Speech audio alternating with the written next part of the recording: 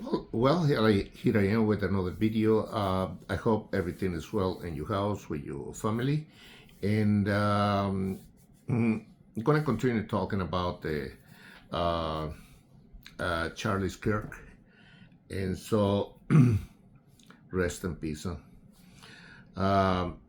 For me, Charlie Kirk was a, a free thinker and independent mind, as I am. And in my debates, I am not compromise. Uh, he didn't either.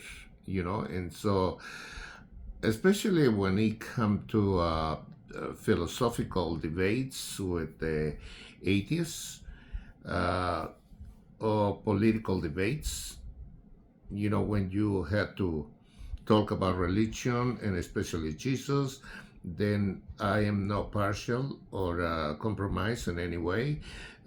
Jesus said himself, He's the only way, the truth, and the life, and nobody come to the Father but by Him. So that's what I say. That's the only way. Jesus is the only way, especially with the uh, atheists. They attack me so much. You're gonna see in my videos, the debates that I did with some of them. Uh, and so Charlie was a very smart young guy. Was an American uh, right wing uh, polit- uh, political activist and icon of contemporary conservatism. Um, I don't going to talk too much in this video. I will let Charlie Kirk talk. Uh, you can have a clear idea who he was, why some people love him and some people hate him. Some people say he was racist, uh, divisive, and xenophobic. Uh, they say he was an advocate of the MAGA movement, but at one time he said that the Republican Party is not the party of Reagan, which I also love President Reagan. Mainly his rhetorical was about Christian nationalism, that I don't believe in that either. His meeting with young students was because he knew that the young people, uh, uh, the students, uh, is going to be the future of this nation. That the young people will be determined and shape the political Western civilization. And so, by the way, I I don't believe that Tyler Robinson is the killer of Charlie Kirk, but this is will be for a future video. So I want you to be the judge in this series of videos that I'm gonna do. Okay, and just have a clear mind about him, who he was. We're talking to so many voters that know it is time for change. They know that something is wrong. America's future is a series of choices. Our current state of slow motion national decline is a choice. Today is our 2-year-old's birthday. And I look at my daughter, and that is my why. For those that are parents, you know exactly what I mean. There is no mountain that stands tall as your faithfulness. There is no... You are making the difference in this country. So, good for you, man. And quoting scripture, pro-life argument, and again, as we like to say at Turning Point USA and all of our work, we are living in their feeds rent-free, their social media feeds, and it's a major win and huge cultural victory for sure. Well, Charlie, let's get into some of the things that's happening in our country that are big things. Let's start with immigration. And you really have a well-balanced, good take on what should happen, what needs to happen, what is happening. And so let's talk about that for a little bit, if you would. Well, first of all, last time I was here with all of you guys, Joe Biden, I think, technically was still president, and Kamala Harris was running for the presidency. America's in a much better place. Yes. America's in a much better spot. And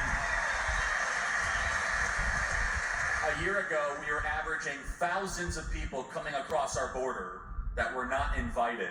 And now our border is completely secure. And in fact, I would not yet say that New Mexico is safe, but it's safer. Your violent crime rate is going down. Your homicides are going down. Of course, the local media, they won't put two and two together. Oh, wait, when you do deportations and you deport the violent criminals and secure the southern border, Albuquerque becomes more livable. Yeah. And all of a sudden, violent crime starts to go down. The numbers, by the way, are pretty amazing if you look at it. It's still one of the more dangerous cities in America, but it's true. Got some work to do, but it was really bad a year ago. But first, let's just take a pause. If our biggest city is about to fall to an Islamic mayor, we should take a step back 24 years after 9/11, and we should ask ourselves the question, why did we send all of these hundreds of thousands of young men and women to go fight in Iraq and Afghanistan just to have that ideology come to the biggest city in the United States of America, New York City? And so we need to take, how does that impact all of you here in New Mexico? Again, you're a little bit removed from it. You guys have other issues. But mass production of new babies that are brought in via mass immigration. You might say, oh, Charlie, you're exaggerating. The mayor of Minneapolis is about to be a Muslim. So you're about to have Minneapolis, you're about to have New York City. Do you think Ilhan Omar has assimilated the United States of America, or Rashida Tlaib, or Zohran Mamdani? Again, if we are part of the United States of America, we should care about when our biggest city is about to fall to this kind of ideology. And Islam is not compatible with Western civilization. Islam is at odds with all the freedoms that we enjoy. They do not believe in any separation between mosque and state. They do not believe in freedom of speech or freedom of expression.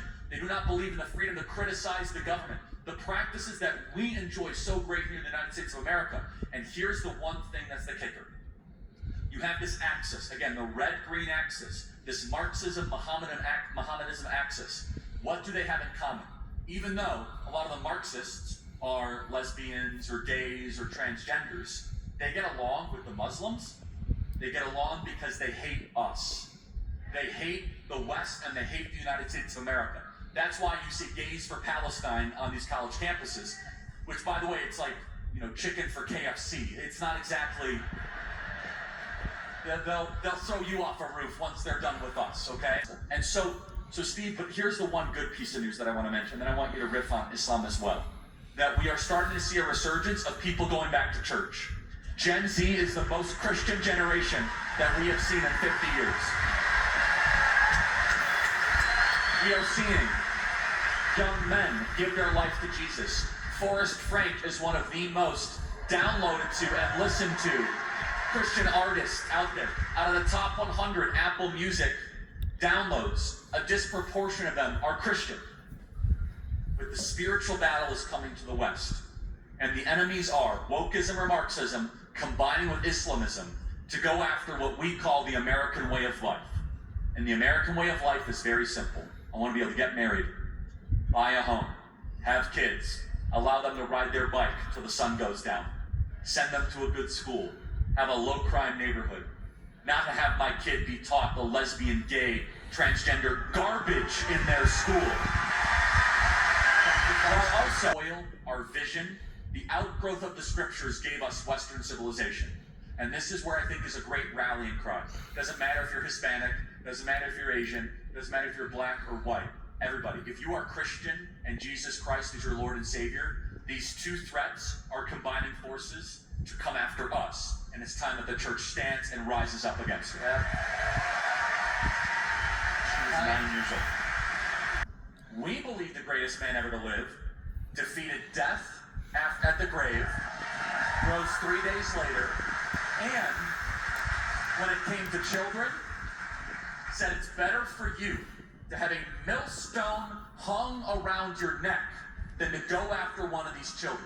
I'm sorry, I'm Team Jesus on this one.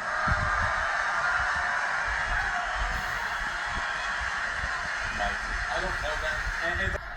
Oh, I will, yeah. But I don't know enough. All I know is what I can see. And that's something else. That could be a Democrat Party headquarters. That could be a Planned Parenthood building. That could be a pagan temple. But that's not a church. And we need to stop treating them like churches or calling them churches. Because you should not desecrate the name of the Lord with the homosexual flag outside of the holy place. Period. And you know, How did I get here? Why am I here? And where am I going? Origin, purpose, destination. Every church should talk about those every single day.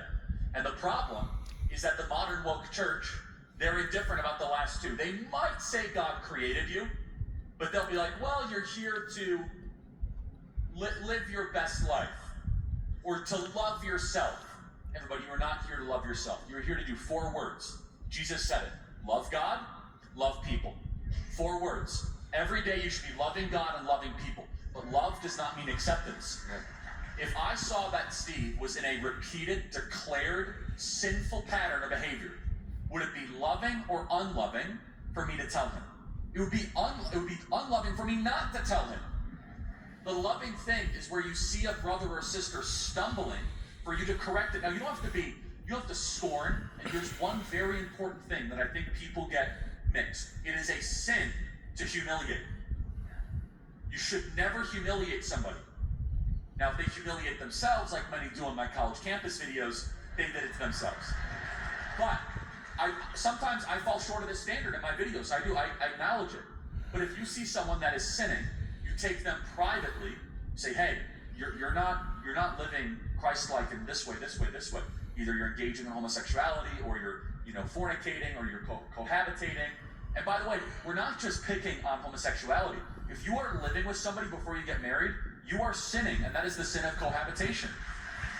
If you are sleeping with somebody before you get married, that is the sin of premarital sex. And now, and even worse than even all of those, if you are sleeping with a married person or sleeping while you are married, that is the sin of adultery, which in the Old Testament was punishable by death. I'm not saying it should be punishable by death, but it was a very serious sin in the Old Testament, right? But if I see somebody either, they are not living in a standard befitting of God. They might be recklessly gambling. By the way, we have a huge gambling problem in this country. The sports gambling stuff is getting totally out of control. And young men, I want to tell you before football season kicks off, there's a much better use of your time than trying to do a parlay bet on DraftKings or FanDuel. Spend that money on yourself, on improvement, on your family, or go buy Amazon stock. Don't go do that, okay? But that's a sin to gamble away. Or maybe you have the sin of drunkenness. Maybe you're just going out all the time and you're getting drunk. The point being is that a loving church, love God, love people, you love people by telling them the truth. And where the modern church has messed up, the church with the homosexual flag, they think the greatest sin is judging. They'll say, well, Jesus says do not judge. The Bible does not say that. agreed. Jesus says do not judge lest you not be judged. Oh, hypocrite, which by the way is a judgment. Jesus was telling us how to judge, not to judge. It is one of the misquoted, most misunderstood scriptures. And instead, what we need to do is we need to talk about the perfect standard that Jesus puts up and how we fall short of it, and that we as the church need to constantly be aiming towards the holiness. Some people say, well, Charlie, I just want to be happy in marriage. No, you don't want to be happy in marriage. You want to be holy in marriage. It's a big difference. Charlie, I just want to live a happy life. You should want to live a holy life, not just a happy life. Holy means separate. Holy means elevated. Holy means that I'm striving towards something that I can't always touch and I can't quite understand. The modern church messes us all up, and they mess up the most important question: destination. Steve crushes this every Sunday. Every Sunday, Steve is doing altar calls. It's the most important question of all the questions. Most important question is held in federal trust. Why do I never hear you speaking up for indigenous rights, Charlie? That's a little too accusatory, but I do speak up for the best of Native culture, Native American culture. You know what the first thing needs to happen? First thing needs to happen is the obliteration of the Bureau of Indian Affairs and redo it in a way that actually represents the best interest of Native and Indigenous people. What rights am I taking away exactly? You're trying to take away gender-affirming care for individuals. You are affecting abortion rights. You are hurting people. Got it. So what is a woman? What is a woman? It's what people identify as. It's a gender. Sex is different. Sex is different from gender. So, can anyone be a woman? Yes. At what point do you know you're looking at a woman? Doesn't matter. Well, there you have it. You know, I hope that you have a more clear image about who was Charlie Kirk. And don't forget to subscribe to my channel. And I will see you in my next Crossroad video. By the way, I told you that I don't believe in the killer was Tyler Robinson. But like I say, will be another video in the future. And I let my hair grow to have a different personality. What do you think about that? Should I let it grow more? And so I will see you in my next video and Crossroad, and God bless you.